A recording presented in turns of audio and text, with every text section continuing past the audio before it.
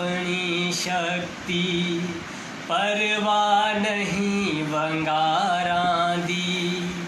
ऐ महका भरी कयारी है ते जननी वीर हजारां दी। ऐ तरती है अवतारां दी, ऐ तरती देश प्यारां दी। नमस्कार। अपने नालागढ़ जिले के ई विद्यार्थी शिविर का आज ये अंतिम समापन सत्र है। 3 दिन से चले हुए इस ई विद्यार्थी शिविर में 508 कार्यकर्ताओं का पंजीकरण हुआ।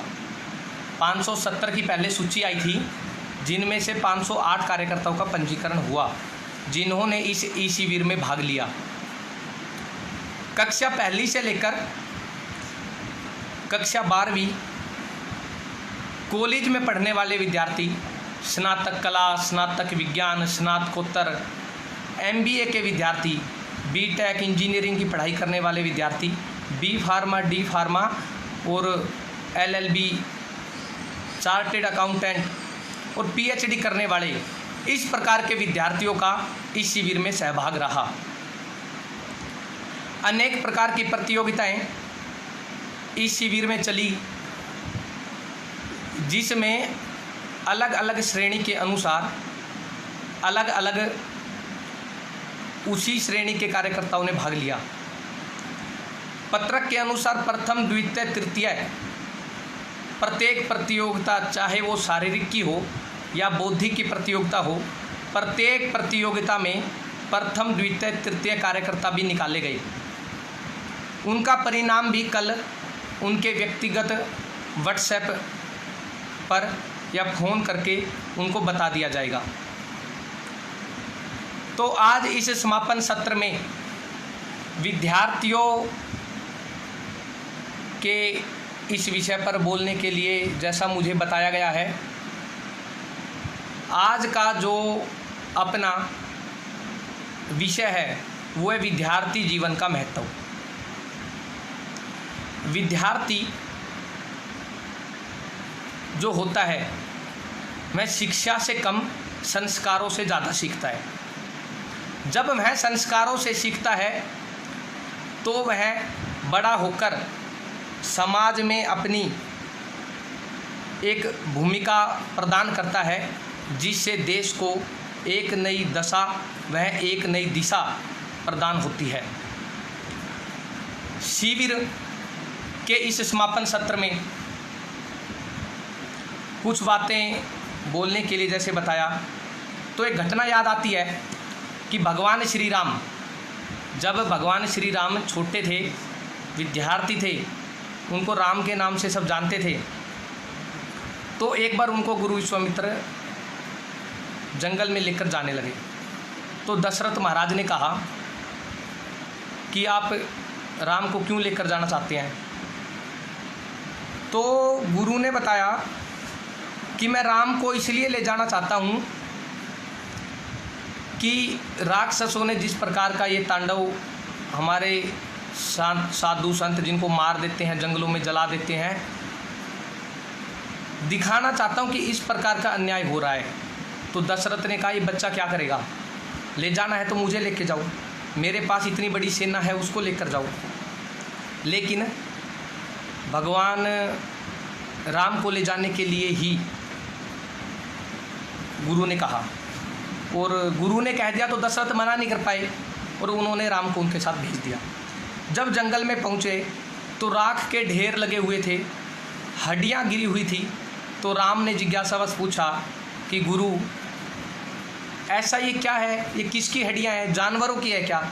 तो गुरु ने मना किया, नहीं, ये जो हड्डियाँ हैं ये उन साधुओं की है, उन तपस्वियों की है जो यहाँ यज्ञ करते हैं, लेकिन राक्षस आके इनको मार देते हैं।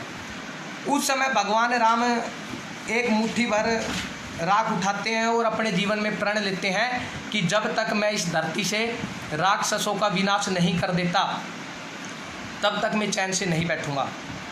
ये जो इस प्रकार की दृढ़ संकल्प लेने की जो इच्छा होती है, ये बाल मन पर जो प्रभाव पड़ जाता है वो ही जीवन भर चलता है। एक श्लोक भी आता है कि त्याग दी सब ख्वाहिशें, त्याग दी सब ख्वाहिशें कुछ अलग करने के लिए, राम ने खोया बहुत कुछ श्री राम बनने के लिए। देशभक्ति क्या है?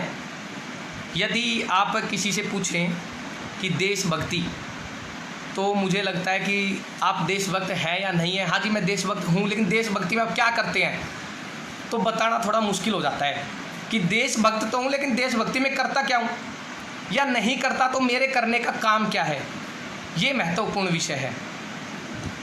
तो देशभक्ति अब सैनिक करता है, सेना पर लड़ता है, दुश्मन को मारता है, दुश्मन को अपनी सीमा में अंदर नहीं आने देता, वो भी देशभक्ति है। लेकिन क्या जो व्यक्ति समाज में रहते हैं वो क्या देशभक्ति का ऐसा कार्य कर सकते हैं जिससे हमारा देश सुदृढ़ बने, शक्तिशाली बने और दुनिया के जो ये मार्ग चला हुआ है इस पर बाकी दुनिया के देशों को भी एक नई दिशा देने का कार्य करे। तो बात ध्यान में आती है, मैं अपने कक्ष से बाहर निकला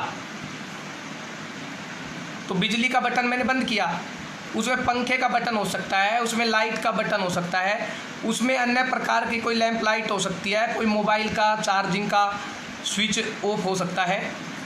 ये देशभक्ति है। दूसरा और क्या हो सकता है, सड़क पर चल रहा हूँ, छिलका पड़ा है, पन्नी पड़ी है, मैंने वो उठाई, मैंने वो कूड़ेदान में डाली, ये भी अच्छा काम है। ये जो काम है ये भी देशभक्ति है। तो विद्यार्थी इस प्रकार की जो देशभक्ति है वो अपने जीवन में कर सकता है। अब ये जो देशभक्ति का पैमाना है इसे कोई सरकार, कोई प्रशासन तय नहीं कर सकता। जब तक समाज की मानसिकता तय नहीं होती तब तक कोई हमें इसको थोप नहीं सकता और कोई व्यक्ति इसको करने के लिए मान नहीं सकता। तो इसका एक उदाहरण आता है, पिछले दिनों में पढ़ रहा था तो कुछ शहरों में ऐसा पास हुआ, कोर्ट ने एक नियम दिया कि 10 बजे के बाद शहरी क्षेत्रों में जो शादियों में ध्वनि के लिए जो डीजे का प्रयोग होता है 10 बजे के बाद नहीं होगा। लेकिन यदि प्रैक्टिकल ध्यान दिया जाए तो बात ध्यान में आती है, क्या रुक गया? क्या होता है, प्रशासन हर जगह नहीं पहुंच सकता। कोई भी चीज़ सरकार प्रशासन कुछ भी लागू करे, लेकिन जब तक उस समाज की मानसिकता, उस समाज की बुद्धि, उस समाज का व्यवहार उस बात को मानने के लिए राजी नहीं होता, उनका मन उस बात को मानता नहीं, तब तक वो चीज़ लागू नहीं हो सकती।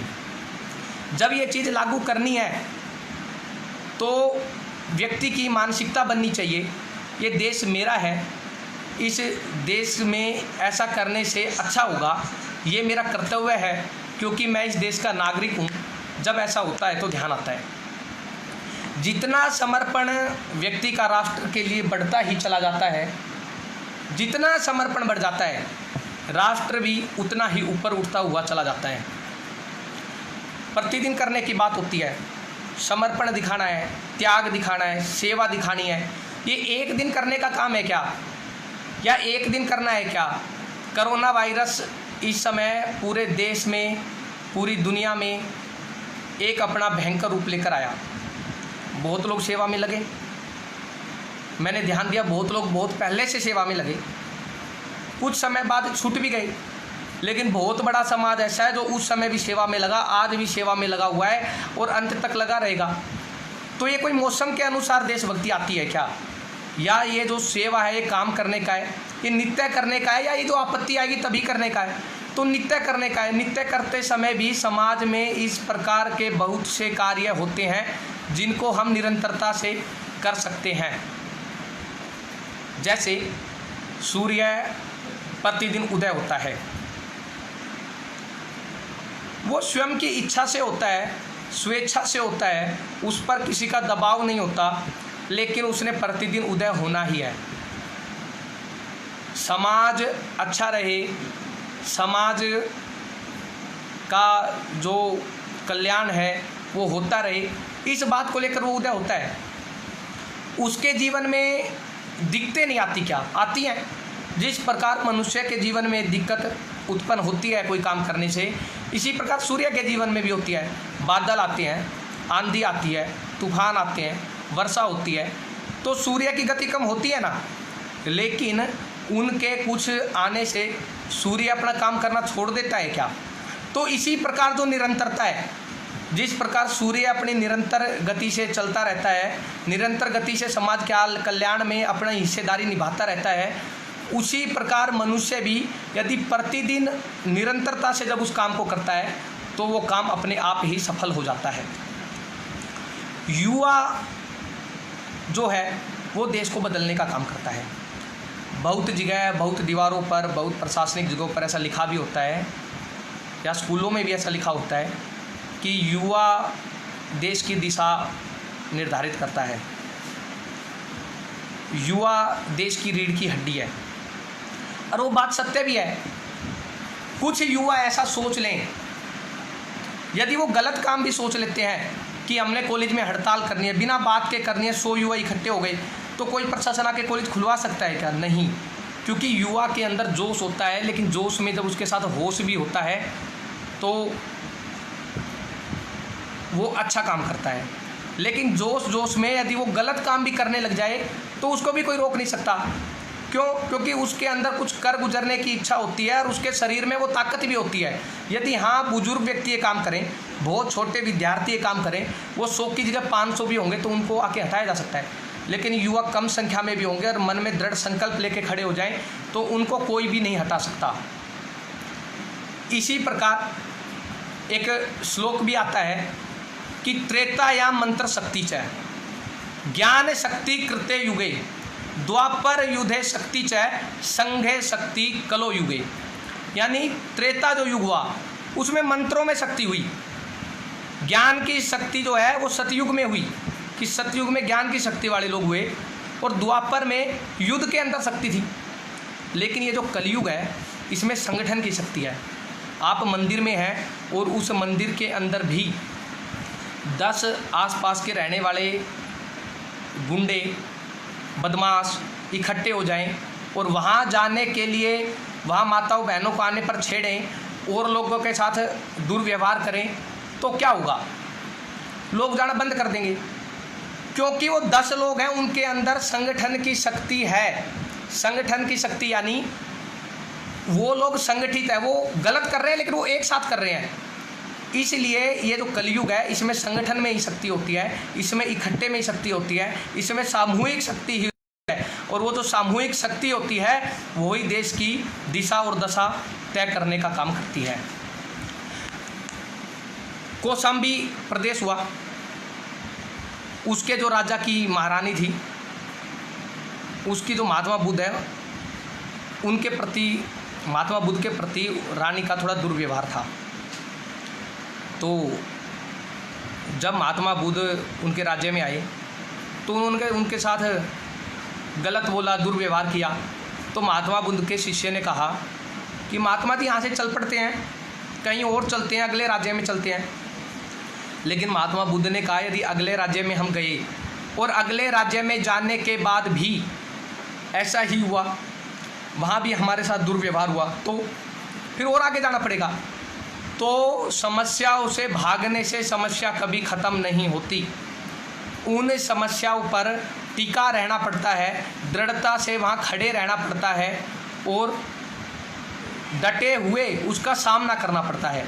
जब हम ऐसा सामना करते हैं तो निश्चित ही उस समस्या को निवारण जो होता है वो हम अपने जीवन में कर लेते हैं। धैर्यपूर्वक काम करना, काम तो करना है लेकिन धैर्यपूर्वक करते रहना, ये विद्यार्थी के जीवन में बड़ा ज़रूरी होता है।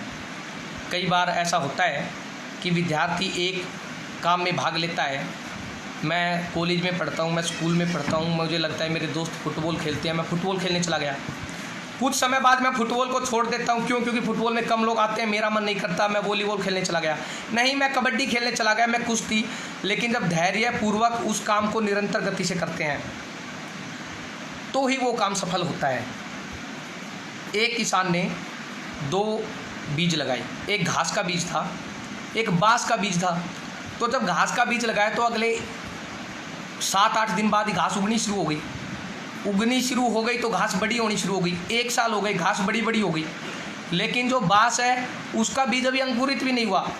दूसरा साल चल पड़ा, घास और बड़ी हो गई, झाड़ियाँ सी बन गई, बाँस उग नहीं रहा। लेकिन उसके बाद जब तीसरे साल में ये काम होने लगा तो तीसरे साल के अंदर घास तो उगी थी, 2 फुट उग गई होगी, 3 फुट उग गई होगी, लेकिन बाँस जब उगने लगा तो वो अगले 6 महीने में 100 फुट ऊंचा हो गया। तो जब धैर्यपूर्वक उस एक काम को किया जाता है, उसी पर डटा जाता है और उसके लिए ही निरंतर प्रयास किया जाता है, यदि वो किसान भी उस दिन उस बीज को कि 1 साल हुआ नहीं उसको छोड़ देता हो तो वो छूट ही जाता, लेकिन रोज़ उसके लिए खाद, रोज़ उसके लिए पानी और रोज़ उसकी चिंता करना, ये जब बना रहता है तो व्यक्ति उस काम में सफलता पा लेता है। सही दिशा होना, धैर्य है लेकिन सही दिशा नहीं है तो भी काम नहीं चल सकता, सही दिशा भी चाहिए, और सही दिशा पता हो ये उससे भी ज़्यादा ज़रूरी महत्वपूर्ण काम है। एक बार एक व्यक्ति रेलवे स्टेशन से उतरा, रेलवे स्टेशन से उतर के उसने टैक्सी वाले को कहा कि मैंने मंदिर जाना है, तो टैक्सी चाहिए, तो उसने कहा हाँ जी साहब बैठो मैं चलता हूँ। तो उसने पूछा कितने पैसे लगेंगे, तो उसने बताया कि जी 200 रुपये लगेंगे। नहीं 200 रुपये तो बहुत ज़्यादा मांग रहे हो। तो टैक्सी वाले ने कहा नहीं जी मैं तो लूँगा 200 रुपये, आपने नहीं जाना तो आप किसी और को बुक कर लीजिए। तो वो व्यक्ति अपने सामान की गठड़ी उठाई और पैदल चल पड़ा। 1 किलोमीटर, 2 किलोमीटर, 3 किलोमीटर, 4 किलोमीटर लगभग चलने के बाद उसको लगा कि मंदिर का आधे से ज़्यादा सफ़र तय हो गया। तो वो जा रहा था, उसने सोचा अभी भी कुछ दूर है तो अब टैक्सी सस्ते में हो जाएगी। उसने हाथ दिया तो टैक्सी रुके, वही टैक्सी थी जो उसको पहले मिली थी। उसने अब टैक्सी वाले को कहा कि अब तो मैंने आधे से ज़्यादा रास्ता तय कर लिया है, तो अब कितने पैसे लेंगे आप? तो उसने कहा जी 400 रुपये लूँगा। उसने कहा पहले 200 ले रहे थे, मैंने इतना रास्ता तय किया, अब 400 ले रहे हो। तो कहती बात तो ठीक है लेकिन मंदिर दूसरी दिशा में था, आप विपरीत दिशा में चल रहे हो। तो जब व्यक्ति का जो दिशा होती है, जब व्यक्ति उस दिशा को तय नहीं कर पाता तो फिर ऐसी समस्याएं आती हैं, और ऐसी समस्याएं जब आती है तो व्यक्ति को दुख भी होता है कि उसने इतनी मेहनत की, इतना परिश्रम, इतना समय वो व्यर्थ कर दिया, और वो समय सारा व्यर्थ करने के बाद भी पैसे पिछली बार की अपेक्षा दुगने देने पड़ गए। तो इसलिए जब अपनी दिशा भी ठीक होती है तो फिर अच्छा रहता है। स्वामी रामतीर्थ अमेरिका की यात्रा करने के बाद जापान की यात्रा में पहुँचे। जापान में वो विद्यार्थियों से बातचीत करने लगे। तो 10वीं के एक विद्यार्थी से उन्होंने पूछा कि आप महात्मा बुद्ध को जानते हो? हाँ जी जानते हैं। महात्मा बुद्ध को आप क्या मानते हो? हम भगवान मानते हैं। अच्छा, उसने कहा हाँ जी। तो कहा ठीक है, लेकिन चीन का एक प्रसिद्ध दार्शनिक भी हुआ, कन्फ्यूशियस उसका नाम रहा। तो उन्होंने पूछा उसको जानते हो? हाँ जी उसको जानते हैं। उसको क्या मानते हो? तो उसको हम अपने देश में महात्मा मानते हैं। लेकिन महात्मा बुद्ध पूछते हैं कि आप, यानी स्वामी रामतीर्थ पूछते हैं कि आप महात्मा बुद्ध को भगवान मानते हो और कन्फ्यूशियस को एक महात्मा मानते हो, लेकिन कल यदि ये लोग, ये दोनों ही आपके देश के नहीं हैं, एक भारत का एक चीन का है, दोनों ही आपके देश पर हमला कर दें और सेना का प्रधान महात्मा बुद्ध हो और जो कन्फ्यूशियस है वो सेनापति हो, तो आप क्या करेंगे? तो जो वो व्यक्ति है, वो जो बालक है 10वीं कक्षा वाला, वो कहता है कि यदि ऐसा हुआ तो मैं महात्मा बुद्ध का जो सर है वो कलम कर दूंगा, और कन्फ्यूशियस के जो हमने ये कुछ चित्र लगाए हुए हैं अपने देश में, इन्हीं चित्रों से गोली तैयार कर कर कन्फ्यूशियस को जिंदा मार दूंगा। जब बात देश की आती है, धर्म, पंथ, संप्रदाय ये उससे नीचे ही होते हैं। देशभक्ति सर्वोपरि है, देशभक्ति से ऊपर कुछ नहीं। उसके बाद जो बातें वो सब ज़रूरी है, महत्वपूर्ण भी है, और उनकी अपने समाज में, अपने जीवन में एक महत्वपूर्ण भूमिका भी है। लेकिन जब देश की बात आती है तो वो सब चीज़ें पीछे छूट जाती है, और नहीं छूटती तो वो सब चीज़ें पीछे छोड़ ही देनी चाहिए। पीछे जब छोड़ देते हैं तो फिर अपना जो देश है, देशभक्ति का जो पैमाना है, उस पर हम खरे उतरते हैं। कई बार व्यक्ति की कुछ इच्छा नहीं होती, लेकिन दोस्ती के चक्कर में किसी बुरी बात से या किसी सज़ा से बचने के लिए व्यक्ति किसी अच्छे काम में लग जाता है। और जब वो अच्छे काम में लगता है तो वो इतना लग जाता है उस अच्छे काम में कि वो भूल जाता है कि मैं करने का क्या वाला था और मैं कर क्या रहा हूँ। किसी भी व्यक्ति को बदलना है तो उससे पहले उसका मित्र होना बड़ा आवश्यक होता है, क्योंकि आप दूसरे को कभी कुछ नहीं बता सकते। एक मित्रवत व्यवहार से ही या किसी और को समझा सकते हैं। एक राजा ने एक बहुत अच्छा तालाब बनाया। जब राजा ने तालाब बनाया तो राजा ने एक निर्णय सुनाया कि उस तालाब के आसपास एक बहुत अच्छा पार्क बनाया है, उस पार्क में बच्चे खेल सकते हैं, तालाब में मछलियाँ रहेंगी, तो हम सब मछलियाँ नहीं पकड़ेंगे और जो भी व्यक्ति मछलियाँ पकड़ता हुआ पाया गया उन के खिलाफ कार्रवाई होगी, उनको सज़ा मिलेगी। जब ऐसी बात हुई तो राजा का आदेश था, किसी ने मछलियाँ पकड़नी नहीं थी, लेकिन एक बाहर राज्य से एक व्यक्ति आकर मछलियाँ पकड़नी शुरू कर दी। तो ये बात धीरे धीरे किसी ने देख लिया, उसने राजा तक पहुंचा दी। तो राजा ने कहा यदि ऐसा हो रहा है तो उसको सज़ा तो मिलेगी, लेकिन सज़ा तब मिलेगी जब मैं खुद स्वयं जाकर उस व्यक्ति को देख लूँगा। तो एक दिन शाम का समय था, व्यक्ति अपनी मछलियाँ पकड़ने लग रहा था। जब व्यक्ति मछलियाँ पकड़ने लग रहा था, गरीब था तो लुंगी में आया था, कुछ और पहन नहीं रखा था, एक छोटी लंगोटी पहन के आ गया था। तो उसको शाम के समय एक आवाज़ सुनाई दी कि घोड़ा आ रहा है। अब घोड़े पे राज्य में कौन आता है, तो सेना होगी, कोई सेनापति होगा, कोई मंत्री होगा। तो उसने डर के मारे जो जाल आटा जो भी था उस तालाब में गिरा दिया, और लंगोटी में तो था ही, सर के ऊपर अपने कीचड़ सारा लेप लिया और कीचड़ लेपे ध्यान मुद्रा में बैठ गया कि कोई देखेगा तो उसको ये लगेगा कि मैं यहाँ तपस्या कर रहा हूँ। तो कुछ देर बाद वो देखता है कि घोड़ा पास आ गया, उससे उतरने वाला व्यक्ति इस राज्य का राजा है। अब राजा तो उसको नहीं पहचानता, वो बाहर राज्य का था, लेकिन राजा को तो वो जानता था कि ये इस प्रदेश का, इस राज्य का राजा है। वो ध्यान मुद्रा में बैठा रहा तो राजा को लगा कि ये कोई संत है और संत तपस्या कर रहा है। अब संत जब तपस्या कर रहा है तो संत के प्रति हमारे देश में श्रद्धा है ही। राजा घोड़े से उतरा और राजा ने उसके व्यक्ति के पैर छुए। जब पैर छुए तो उसने सोचा कि मैं मछुआरा था, पकड़ लेते तो सज़ा मिलती, और मैंने कुछ देर के लिए उस सज़ा से बचने के लिए मैंने क्या किया, एक साधु का, एक तपस्या करते हुए का रूप धारण किया। और ऐसा रूप, ऐसा इसमें क्या था कि राजा ने आकर भी मेरे पैर छुए। ये बात देखकर वो व्यक्ति इतना प्रभावित हुआ कि जीवन में उसने वो काम करना छोड़ दिया और वो जीवन भर के लिए एक महान संत बनकर उभरा।